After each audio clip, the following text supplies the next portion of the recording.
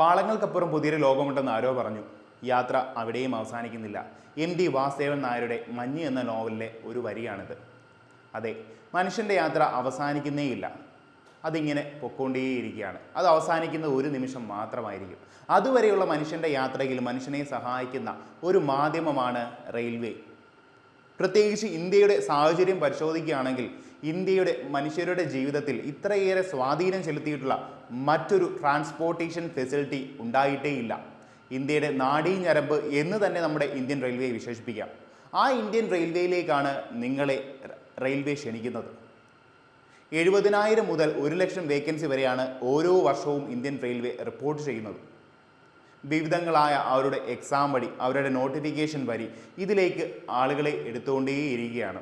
അപ്പോൾ നിങ്ങൾക്ക് അതിൽ ഒരാളാവണോ? അതാണ് ഇന്ന് ചോദിക്കാനുള്ളത്. അതെ, ഇന്ത്യൻ റെയിൽവേ ഒരുപാട് കുട്ടികൾ നമ്മുടെ അടുത്ത് ചോദിക്കുന്ന സംശയമാണ്. സാർ, ഞാൻ ടെക്നിക്കൽ പഠിച്ചിട്ടില്ല, ഞാൻ BTech ഹോൾഡർ അല്ല, IT ഡിപ്ലോമ ഇതൊന്നും എനിക്കില്ല, ടെക്നിക്കൽ സൈഡേ എനിക്കില്ല, എൻ്റെ സർട്ടിഫിക്കറ്റോ ഞാൻ പഠിച്ചിട്ടുള്ള ഇതൊന്നും അല്ല, എനിക്ക് ഇന്ത്യൻ റെയിൽവേ എക്സാം എഴുതി ക്ലിയർ ആവാൻ പറ്റുമോ? പറ്റും.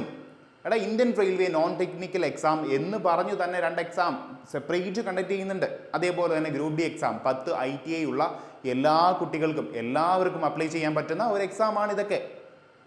ഏകദേശം NTPC എക്സാമിന് തന്നെ ഈ വർഷം നടന്നുകൊണ്ടിരിക്കുന്ന ഈ വർഷം റിപ്പോർട്ട് ചെയ്തിട്ടുള്ളത് 8,000 വേക്കൻസിയാണ്. ഗ്രൂപ്പ് Dക്ക് 22,195 വേക്കൻസിയാണ് റിപ്പോർട്ട് ചെയ്തിട്ടുള്ളത്. ഏകദേശം ഇത് രണ്ടും കൂട്ടിയാൽ തന്നെ ഏകദേശം 30,000 അധികം വേക്കൻസി നിങ്ങൾക്ക് റെയിൽവേ നിങ്ങളുടെ മുമ്പിലേക്ക് വെക്കുക. ടെക്നിക്കൽ വേണോ? വേണ്ട, ടെക്നിക്കൽ സൈഡ് വേണ്ട. പിന്നെ നിങ്ങൾക്ക് എന്താ പ്രശ്നം? അടുത്ത ഒരു പ്രശ്നം, സാർ സമയമുണ്ടോ? ഇനി പഠിച്ചു തുടങ്ങിയാൽ മതിയുമോ? ഇനി പഠിച്ചു തുടങ്ങിയാൽ എക്സാം ക്രാക്ക് ചെയ്യാൻ പറ്റുമോ? എടാ, പറ്റും. അതാണ് നമ്മൾ ഇന്ന് ഡിസ്കസ് ചെയ്യാൻ പോകുന്നത്. സമയം എനിക്കും നിനക്കും എല്ലാവർക്കും ഒരേപോലെയാണ്. പക്ഷേ ആ സമയം എങ്ങനെ യൂട്ടിലൈസ് ചെയ്യുന്നു, എങ്ങനെ വിനിയോഗിക്കുന്നു എന്നതിലാണ് നമ്മളെ ഓരോരുത്തരെയും എവിടെ എത്തണം എന്ന് നിശ്ചയിക്കുന്നത്. അപ്പോൾ സമയമുണ്ടോ എന്ന് ചോദിച്ച കുട്ടികൾക്ക് വേണ്ടിയാണ് ഈ ഒരു സെഷൻ. സമയം ഉണ്ട്. അപ്പോൾ എല്ലാവർക്കും ദിശ അക്കാഡമിയുടെ മറ്റൊരു വീഡിയോയിലേക്ക് സ്വാഗതം. സമയമുണ്ടോ എന്ന് ചെക്ക് ചെയ്യാനല്ലേ നമ്മൾ വന്നേ? വാ നോക്കാം, സമയമുണ്ടോയെന്ന് ഇപ്പോൾ നമുക്ക് പരിശോധിക്കാം. നോക്കി ഇത് നോക്കി. NTPC graduate level exam, NTPC under graduate exam, group D exam, ഈ 3 എക്സാമുകളുടെ കുറച്ച് ഡീറ്റെയിൽസ് ആണ് ഇവിടെ കൊടുത്തിട്ടുള്ളത്. ഇത് 2024 നോട്ടിഫിക്കേഷൻ വന്ന് 2025 എക്സാം നടന്ന നോട്ടിഫിക്കേഷൻസ് വഴി എക്സാം നടന്ന എക്സാംസ് ആണിത്. അതിനെക്കുറിച്ചാണ് നമ്മൾ ഡിസ്കസ് ചെയ്യാൻ പോകുന്നത്. ഇവിടെ നോക്കാം. NTPC graduate level exam notification വന്നത് September 2024. NTPC under graduate level exam notification വന്നത് സെപ്റ്റംബർ, അതേ മാസം തന്നെ.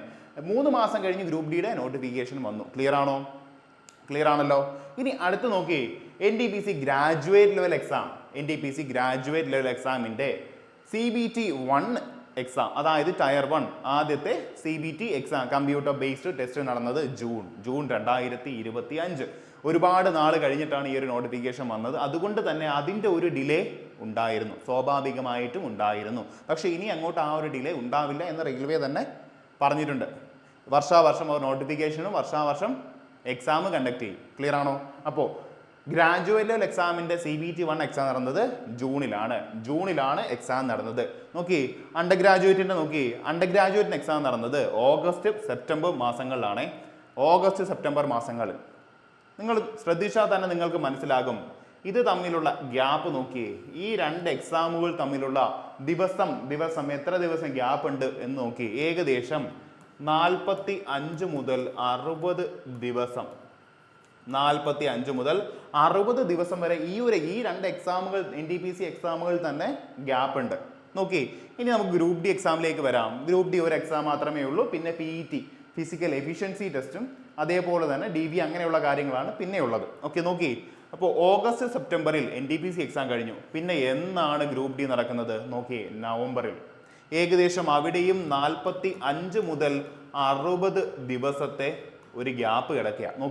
45 മുതൽ 60 ദിവസം ഗ്യാപ്പ് ഉണ്ട്. ക്ലിയർ ആണോ?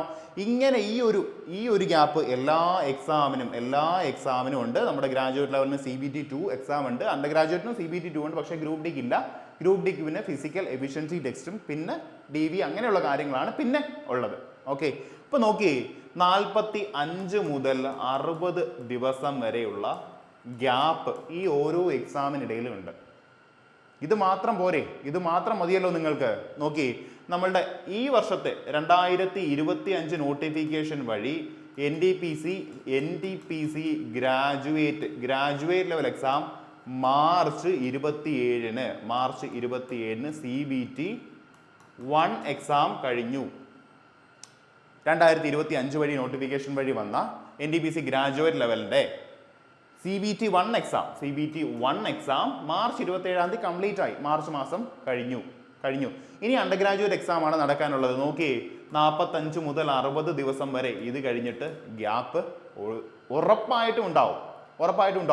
ഇനി ഒന്നും കൂടെ നമുക്ക് പറയാം, അടുത്ത മാസം ഏപ്രിൽ മാസം കേരളം അടക്കമുള്ള 4 സംസ്ഥാനങ്ങളിൽ ഇലക്ഷൻ നടക്കുക. അപ്പോൾ എന്തായാലും ഏപ്രിലിൽ അവർ നോട്ടിഫിക്കേഷൻ ഇട്ട്, അല്ലെങ്കിൽ എക്സാം ഡേറ്റ്, നോട്ടിഫിക്കേഷൻ കഴിഞ്ഞു, എക്സാം ഡേറ്റ് ഡിക്ലെയർ ചെയ്യാൻ സാധ്യത കുറവാണ്. Most probably under graduate exam നടക്കാൻ പോകുന്നത് മെയ് 15-ന് മുമ്പായിട്ടായിരിക്കും. മെയ് 1 മുതൽ മെയ് 15-ന് മുമ്പ് വരെ ആയിരിക്കും ഏറ്റവും കൂടുതൽ ചാൻസ് ഉള്ളത്. ഓക്കെ ആണോ? അത് നോക്കി, മെയ്യിൽ തന്നെ അണ്ടർ ഗ്രാജുവേറ്റ് നടക്കുമെന്നിരിക്കട്ടെ, പിന്നെയും 2 അല്ലെങ്കിൽ 3 മാസം കഴിഞ്ഞിട്ടായിരിക്കും നമ്മുടെ ഗ്രൂപ്പ് ഡി എക്സാം നടക്കുക. ഏകദേശം ജൂൺ അവസാനം അല്ലെങ്കിൽ ജൂലൈ തന്നെ വിചാരിച്ചോ, ജൂലൈയിലായിരിക്കും നമ്മുടെ ഗ്രൂപ്പ് ഡി എക്സാം നടക്കുക.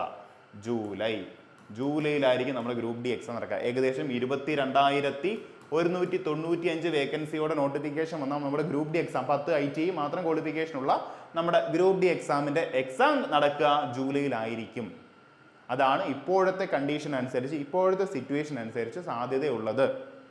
ക്ലിയർ ആണോ? അപ്പോൾ സമയമില്ലേടാ. മാർച്ചിലാണ് നമ്മൾ നിൽക്കുന്നത്, അല്ലെങ്കിൽ ഏപ്രിൽ ആദ്യമാണ് നമ്മൾ നിൽക്കുന്നത്. അപ്പോൾ ഇനി സമയമുണ്ടല്ലോ. മെയ്, ജൂൺ, ജൂലൈ 3 മാസം, അതായത് 90 ദിവസം, ഏറ്റവും മിനിമം 90 ദിവസം നമ്മുടെ മുമ്പിൽ നിൽക്കുക. സമയമുണ്ടല്ലോ, എല്ലാവർക്കും സമയമുണ്ട്. അപ്പോൾ ആ പ്രശ്നം തീർന്നു. അപ്പോൾ ഈ ഒരു വിഷയം അഡ്രസ്സ് ചെയ്തുകൊണ്ട് തന്നെയാണ് നമ്മളൊരു സ്റ്റഡി പ്ലാൻ നിങ്ങളുടെ മുമ്പിൽ വെച്ചിട്ടുണ്ട്. ഓൾറെഡി നമ്മൾ അതിൻ്റെ ഡീറ്റെയിൽ എല്ലാം വെച്ചൊരു വീഡിയോ ചെയ്തിട്ടുണ്ട്. അതിൻ്റെ തംബ്നെയിലും കാര്യങ്ങളും എല്ലാം വെച്ച് നമ്മൾ വീഡിയോ ചെയ്തിട്ടുണ്ട്. അത് നമ്മൾ ലിങ്കിൽ പ്രൊവൈഡ് ചെയ്യുന്നതായിരിക്കും, ആ വീഡിയോയുടെ ലിങ്ക്. നിങ്ങൾക്ക് എന്തെങ്കിലും സംശയമുണ്ട്, സ്റ്റഡി പ്ലാനിൽ ഡൗട്ട് ഉണ്ടെങ്കിൽ നിങ്ങളത് പോയി നോക്കിയോ.